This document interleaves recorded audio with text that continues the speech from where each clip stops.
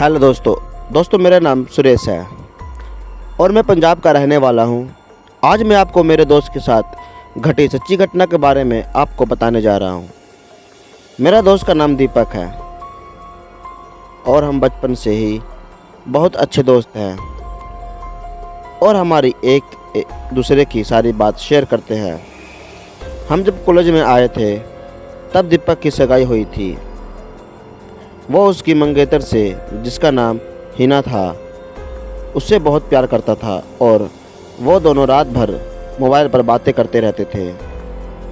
एक दिन की बात है, उसने मुझे बताया कि वो उसकी मंगेतर से रात को बात कर रहा था। दीपक ने उसकी मंगेतर को मिलने के लिए बोला तो उसके मंगेतर बदली हुई आवाज़ में बोली, तू ज़्यादा मत बोल वरना तेरे को दफन कर दूंगा। लेकिन दीपक एक बार तो ये सुनकर चौंक गया और फिर सोचा वो शायद मजाक कर रही होगी। फिर दीपक भी उसको मजाक में बोला, क्या कर लेगी तू मेरा, चल देखते हैं। तो फिर बोली, आज रात देख तेरे साथ क्या होता है। यह कहकर उसने मोबाइल रख दिया। अगली सुबह जब दीपक मुझसे मिला तो वो अपनी कल रात की बातें बताने लगा। उसने मुझे रात को फ़ोन वाली बात बताई और उस रात उसके साथ जो हुआ वो उसने मुझे बताया। उसने बताया कि रात को 1-2 बजे के आसपास अचानक उसकी नींद खुली और उसके सामने एक काला लंबी दाढ़ी वाला आदमी बैठा था और वो बोलने लगा कि ले मैं आ गया, अब देख तेरे साथ क्या होता है। उसने दीपक का गला पकड़ लिया। उससे मेरी सांसें रुक गई। दीपक ने उसी वक्त अल्लाह का नाम लेते हुए नमाज़ पढ़ना शुरू कर लिया और वो उसके सामने से गायब हो गया। मुझे उसकी बात सुनकर बड़ी आश्चर्य हुई कि ऐसा कैसे हो सकता है।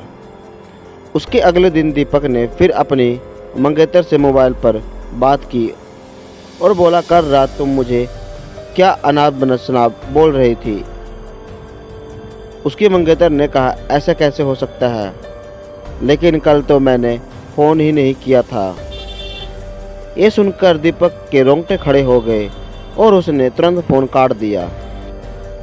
उसी वक्त दीपक ने मुझे फ़ोन किया कि उसके मंगेतर की तबीयत खराब है और कल उसके घर पर चलना है।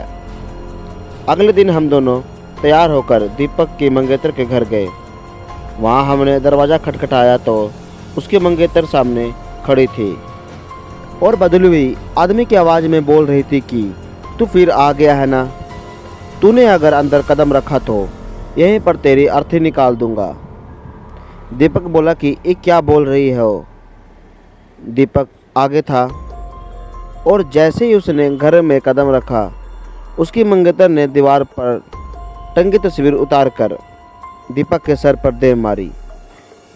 उसके सर से खून बहने लगा। दीपक के ससुर और साले ने उसकी मंगेतर को पकड़कर बैठाया। फिर उसके बाद सालों ने दीपक के सर पर पट्टी बांधी। हिना के दादाजी ने बताया कि हिना को जिन का साया लग गया है। इस पर दीपक के ससुर ने उन्हें अपना मुंह बंद रखने को कहा। थोड़ी देर रुककर हम वहां से सीधे अस्पताल जाकर ढंग से पट्टी करवाई। उसके अगले ही दिन मुझे दीपक का फ़ोन आया कि हिना की तबीयत बहुत ख़राब है और वो अस्पताल में भर्ती है। दीपक ने बाइक निकाली और हम दोनों जल्दी से अस्पताल पहुंचे।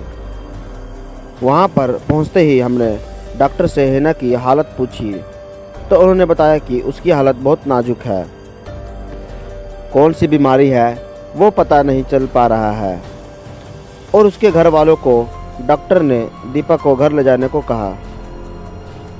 सभी हैरान थे कि ऐसा क्या बीमारी है जिसका इलाज डॉक्टर के पास भी नहीं है। फिर उसके घर वालों ने हिना को घर ले आए। हिना ने दीपक को बुलाया और कहा कि अब मैं ज़्यादा दिन जिंदा नहीं रह पाऊंगी और तुम किसी अच्छी लड़की से शादी कर लेना। ये सुनकर दीपक की आंखों में आंसू आ गए और बोलने लगा कि मैं तुम्हें मरने नहीं दूंगा। फिर हिना के दादाजी ने उसको एक बाबा के पास ले जाने को कहा। हम उसको बाबा के पास ले गए और बाबा ने बताया कि इसको एक बुरे जिन का जकड़ है, जिसकी वजह से वो इसके शरीर को नुकसान पहुंचा रहा है। अब बहुत देर हो गई है। बाबा ने बताया कि इसका एक ही इलाज है।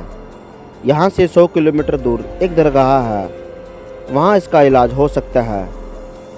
और बाबा ने बताया कि इसके साथ वही इंसान जाएगा जिसे वो सबसे ज़्यादा चाहती है। दीपक ने कहा कि मैं चला जाऊँगा।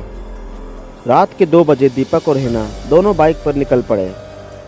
लेकिन आधे घंटे बाद किसी का फ़ोन आया कि दीपक और हिना का एक्सीडेंट हो गया और वो मारे गए। ये सुनकर मेरा रो रो कर बुरा हाल हो गया।